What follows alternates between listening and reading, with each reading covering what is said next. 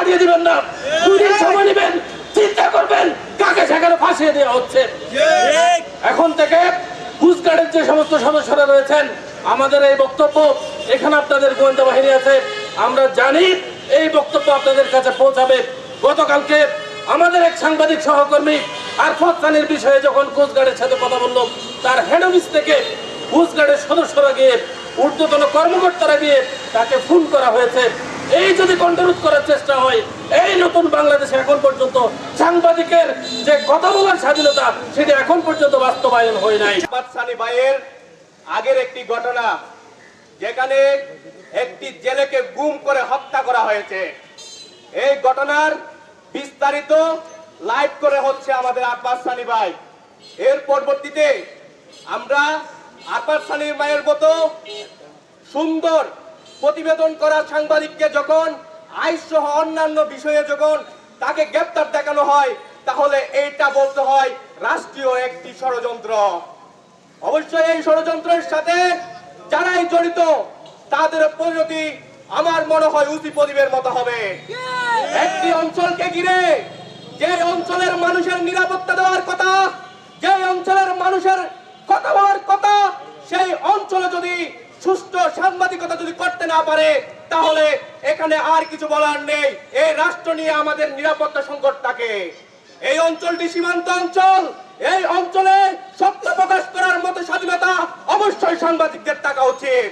এখানে যদি রাষ্ট্র হস্তক্ষেপ করে, রাষ্ট্রীয় মিলিটারি হস্তক্ষেপ করে, রাষ্ট্রীয় লাঠিয়াল বাহিনী হস্তক্ষেপ করে, হাসিনার মতো নাটকের রানী সাজার চেষ্টা করে ইউনূস, তাহলে তোমাকে সেটা সাজায় না। কোথায় হলো আপনারা জানেন, বাংলাদেশের বর্তমান অন্তর্বর্তীকালীন সরকারের প্রধান উপদেষ্টা তিনি খুব আমাদেরকে আশান্বিত করেছিলেন। তিনি বলেছিলেন গণমাধ্যম নজিরবিহীন স্বাধীনতা উপভোগ করবে। আমরা দেখতে পাচ্ছি কিরকম নজিরবিহীন স্বাধীনতা উপভোগ করছে।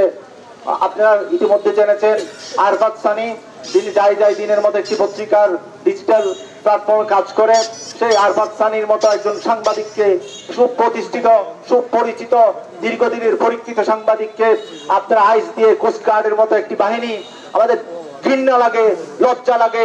কোস্টগার্ডের এই কর্মকাণ্ডকে তীব্র ঘৃণা জানাচ্ছি। আপনার আরফাত সানির মতো একজন সাংবাদিককে অস্ত্র আর আইসের মতো নাটক সাজিয়ে যে মামলা জড়িয়ে কারাগারে প্রেরণ করেছেন, এই মিথ্যা মামলা আপনারা আশা করি খুব অল্প সময়ের মধ্যে এটা প্রত্যাহার করে নেবেন। এটা আমরা হফ করে বলতে পারি।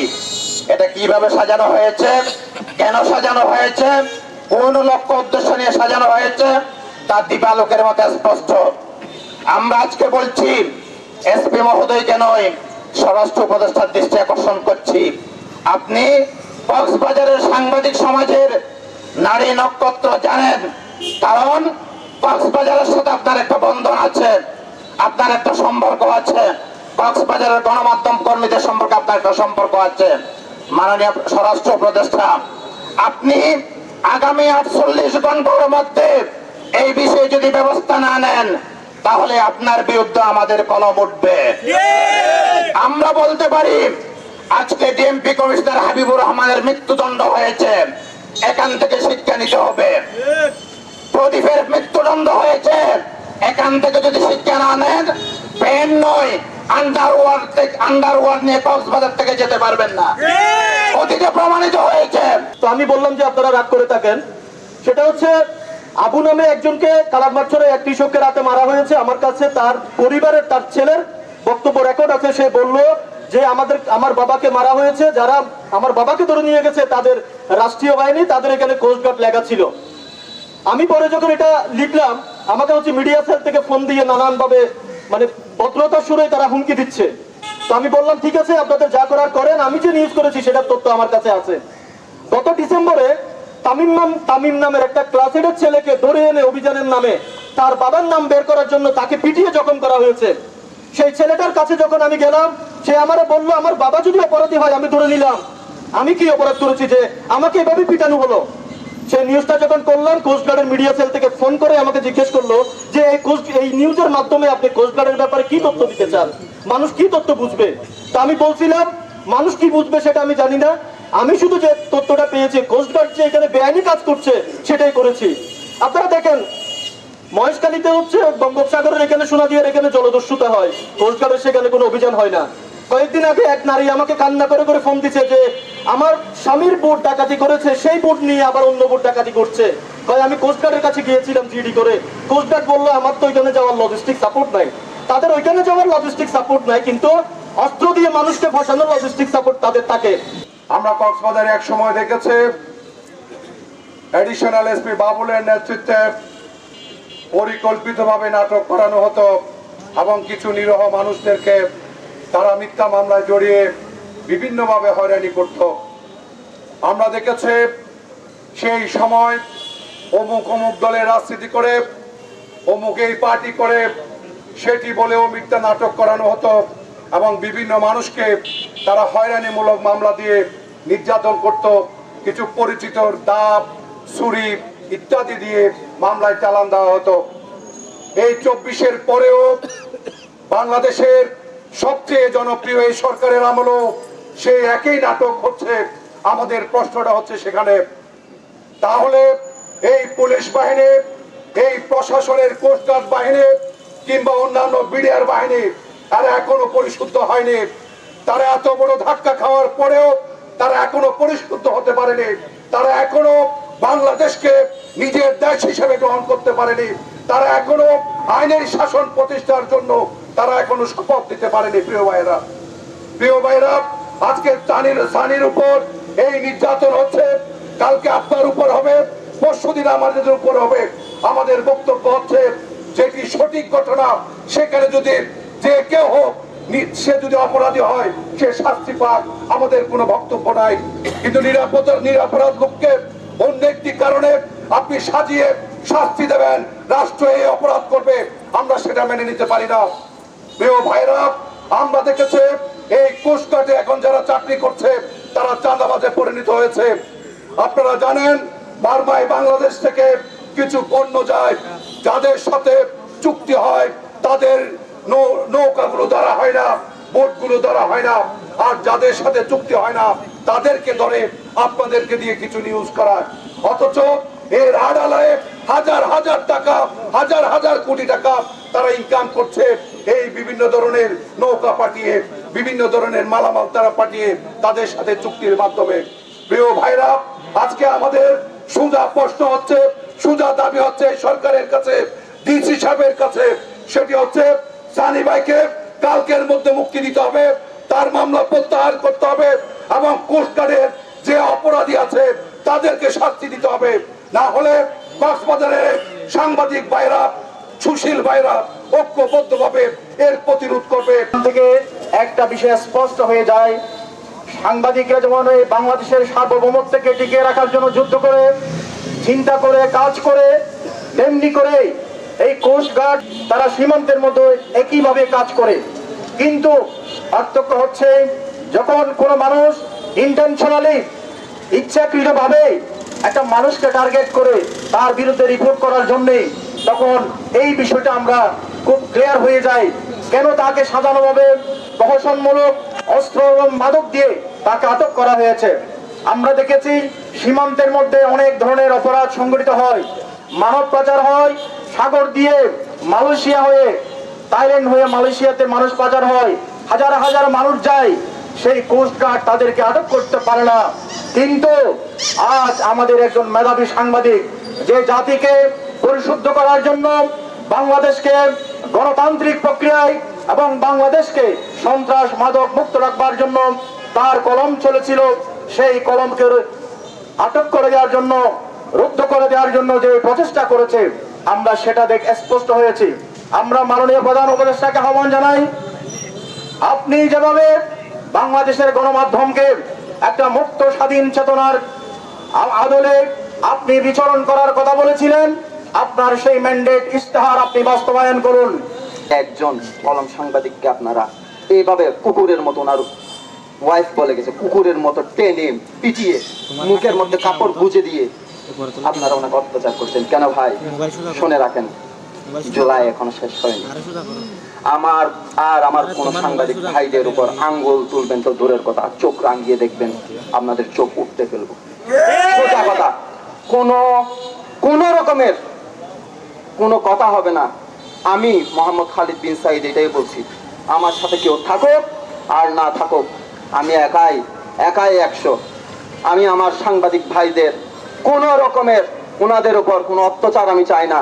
গতকালকে একটি মানববন্ধন হয়েছে, কেন শুধু শুধু আপনারা ওনাদেরকে মামলা দিয়ে হামলা করে আপনারা ওনাদেরকে দমাতে চাচ্ছেন? কি কারণ? আপনারা সে আগের ফেসিস্টের মতোই থেকে গেছেন। ভাই এইসব ফেলে দেন, সাগর পাহারা দেন, সাগরের মধ্যে যত মাদক আছে ওগুলো পাহারা দেন। আপনাদের কারণে আজকে আমাদের যুব সমাজ ধ্বংস হয়ে যাচ্ছে। আপনাদের কারণে, আপনাদের গাফিলতের কারণে আজ ছোট ছোট ছেলেরা মাদকাসক্ত হচ্ছে। আপনাদের কারণে আজ আমরা গাড়ি করে চট্টগ্রাম যাওয়ার পথে আমাদেরকে নামিয়ে আমাদের প্যান্ট পর্যন্ত চেক করা হয়, শুধু আপনাদের কারণে। কক্সবাজারের মানুষ প্রত্যেকটাই আপনার হয়রানির শিকার হয় শুধু আপনাদের কারণে। আপনারা ঠিকভাবে মাদক পাহারা দেন না, আপনারা ঠিকভাবে আমাদের সীমান্ত পাহারা দেন না, আপনারা ঠিকভাবে সাগর পাহারা দেন না, বিদায় আজ এই অবস্থা। কেন? আপনাদের যে দুর্নীতি করেছেন সেগুলো করেছে বিদায় আপনারা আরফাত সানিকে এভাবে নির্যাতন করেছেন। অনুরোধ করে বলছি, বড় হুমকি বা ধুমকি দিব না, অনুরোধ করছি শুধুই 24 ঘন্টার মধ্যে আরফাত সানিকে যদি ছেড়ে দেওয়া না হয়, কক্সবাজারের, শুধু কক্সবাজার না পুরা বাংলাদেশের যত সাংবাদিক আছে সবাই রাজপথে নেমে আসবে এবং তাদের সাথে সাথে জোড়াই যোদ্ধারা নেমে আসবে। আপনাদেরকে আমরা ভয় দেখাচ্ছি না, বলছি শুনে রাখুন। কথা দেমাগে দোকান মগজে বসান। এখন আর সেই ফেসিস্ট হাসিনা নেই, পালিয়ে গেছে। আপনাদের পালানোর পথ থাকবে না, সাগরে ডুবে মরবে।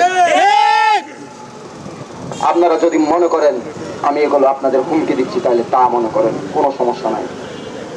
শুধু আবার আপনাদের কাছে অনুরোধ করছি, বিনীতভাবে হাত জোর করে অনুরোধ করছি, 24 ঘন্টার ভিতরে সসম্মানে প্রেস ব্রিফিং করে ক্ষমা চেয়ে আমার ভাই আরফাত সানিকে আপনারা ফিরিয়ে দিবেন, নয়তো এর পরিণাম খুবই খারাপ হবে। এখানে ফ্যাসিস্টের আমলে যে কণ্ঠ রোধ করা হয়েছে সেই কণ্ঠ রোধ আর রোধ করা যাবে না। আরফাত সানির নিঃশর্ত মুক্তি দাবি করেন এবং এই ঘটনায় যারা জড়িত, এই ঘটনায় যারা জড়িত যে কুশীলব কর্মকর্তা, তাকে এই কক্সবাজার থেকে দ্রুত প্রত্যাহার এবং শাস্তিমূলক তার বিরুদ্ধে ব্যবস্থা নিতে হবে। স্বরাষ্ট্র উপদেষ্টা, অন্তর্বর্তী সরকারের কাছে আমরা এই দাবি জানাচ্ছি, নতুবা সাংবাদিক সংসদ কক্সবাজার সহ সাংবাদিক সমাজ আরো বৃহত্তর আন্দোলন গড়ে তুলবে। আজকে থেকে আমরা ঘোষণা দিচ্ছি, আমরা ক্র্যাকের পক্ষ থেকে কোস্টগার্ডের সংবাদ বর্জন করলাম।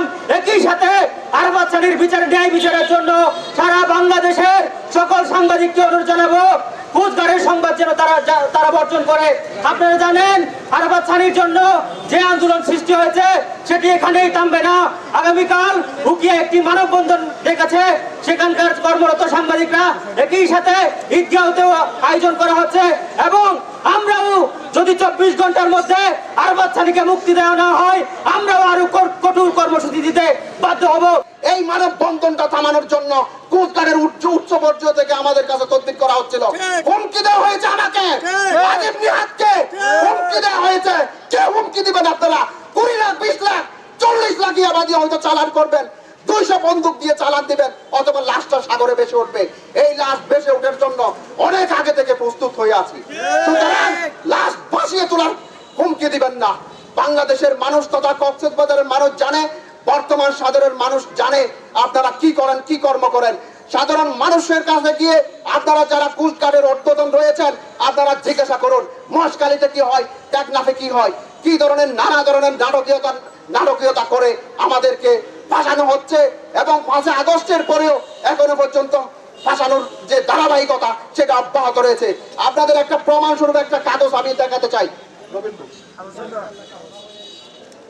আমাদের সহকর্মী আরফাত সানিকে গ্রেফতারের পরে আইএসপিআর থেকে একটা প্রেস বিজ্ঞপ্তি দেওয়া হয়েছে। আইএসপিআর যেটি 3 বাহিনী অন্তঃবাহিনী পরিচালনা করে বাংলাদেশের সর্বোচ্চ, যেটি যদি বিদেশের সাথে যদি কোনো যুদ্ধ লেগে যায় এই আইএসপিআর আমাদের সংবাদ দিবে।